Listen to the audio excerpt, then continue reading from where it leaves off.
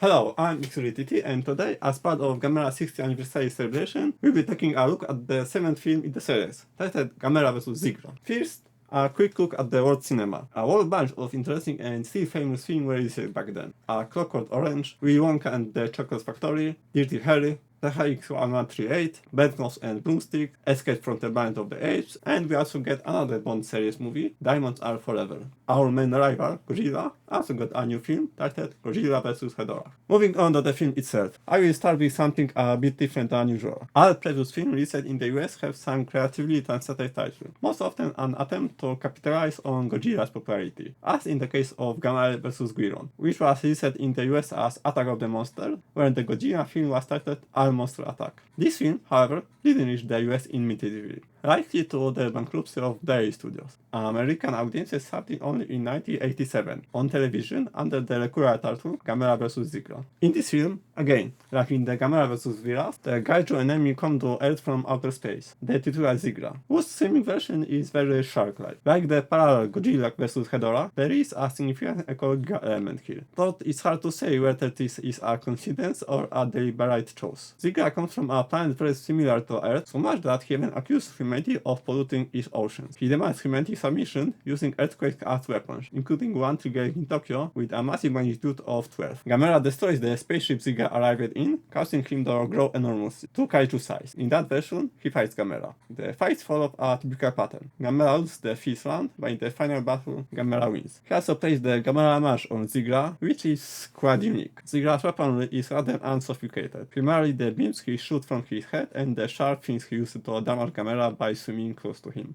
The final battle is less typical. Gamera wins, of course, but burns Zigra with his flamethrower. Yeah, about flamethrower. Gamera also used this attack underwater. But hey, it's Gamera. We roll with it. By the way, this is the third film in which a small submarine plays a significant role. We see this motif in Gamera vs. Virus, in the previous film Gamera vs. Zigra, and here again. Overall, a good opportunity to mention a significant difference from the previous film. We still have two children, named Helen and Kenji, but for the first time, one of them is a girl. Generally, due to Zebra brainwashing astronaut Chikako Subara and using her as his agent X1, the plot here focuses more on people and their puzzles, not on the same scale as in Gamera vs. Barugon, but still we get a lot of scenes with them. Let's move on to the actors. Gamera vs. Zigra is the sixth Gamera film starring the record holder Shonatsuki. He started as Ichiro Hirata in Gamera vs. Barugon, was a self-defense force general in Gamera vs. Gauss, played Vinya C in Gamera vs. Virus, news reporter in Gamera vs. Guiron, Dr. Suzuki in Gamera vs. Jiger, and finally here he was a doctor. The Kachukita played Chidori Maru Navigator in Gamera the Giant Monster and an unspecific role here. Shin Minatsu played an author and support broadcasting station in Gamera the Giant Monster, Abajimaru Rumen in Gamera vs. Barugon, and Okabe the photographer in Gamera vs. Gauss. He also appeared in an specific role here.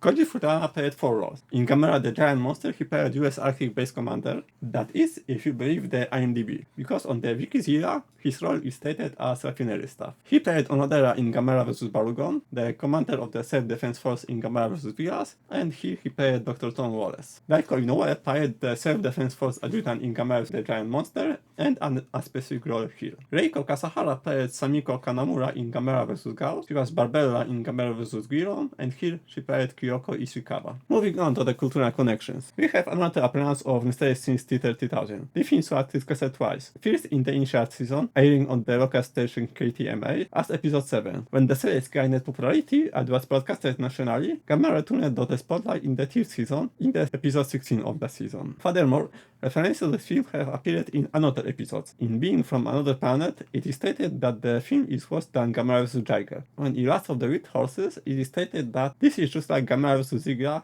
only with cowboys. Other examples include an episode of Pee-wee Playhouse, titled At Chandler Playhouse, which contains a compilation of scenes from the film featuring Gamera, number 2 with Barugon, number 5 with Guiron, and the part we discussed here with Zigra. Similarly, we previously discussed Pacific Rim Uprising, in which the skulls of various kaiju from the Godzilla and Gamera universes, including Zigra, are displayed on the screen. Physical release included VHS, DVD, and Blu-ray disc, both individual and more comprehensive edition, including 2, several, or for example, all of the the Showa era films. There is also a release from Arrow, the complete collection, which includes Alternate Fleece. Later there also is a two edition, one dedicated to Showa era and the other to the Heisei era. I discussed this on my video about Gamera the Giant Monster. In this set you get the version of the Gamera vs. GK with original audio, with English dub, and our version with commentary by Sean Rhodes and Brooke McCorkle. The German release retains Frankenstein in the title, which transfers to Gamera vs. Zigra, Frankenstein Space Beast Strike. Online availability is also quite good, especially for American viewers, where the film can be also found on the free service Tubi.tv. Merchandise is standard.